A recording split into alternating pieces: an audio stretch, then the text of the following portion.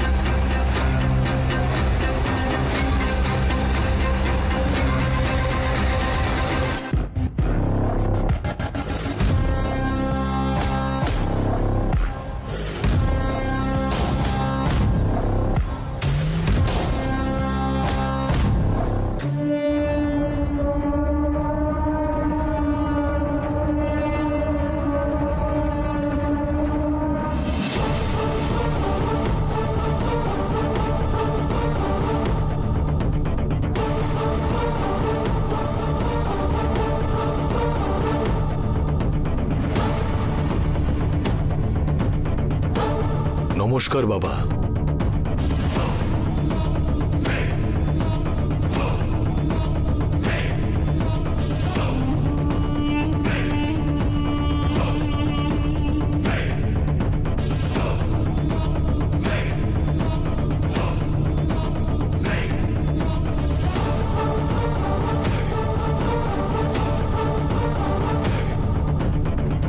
আমাকে কেন ডেকেছ?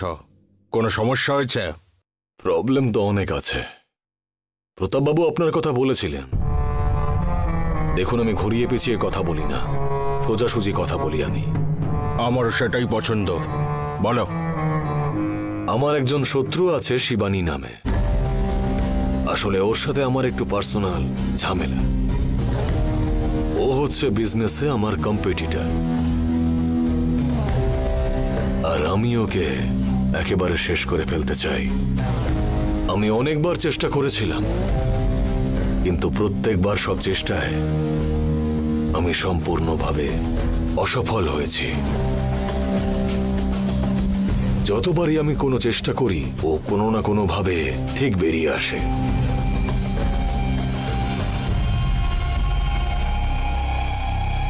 যখন ও একা ছিল তখনই কোনো ক্ষতি করতে পারছিলাম না, আর এখন তো আবার ওর স্বামী নাকি ওর সঙ্গে থাকতে শুরু করেছে। আর এখন ওর শক্তি, বুদ্ধি, টাকা সবই বৃদ্ধি পেয়েছে। ওকে হারানোটা বেশ কষ্টসাধ্য। ওর জন্য আমাদের একটা বড় প্ল্যান করতে হবে।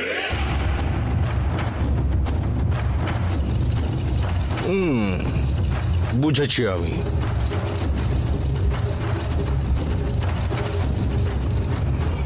বাড়ি কোথায়?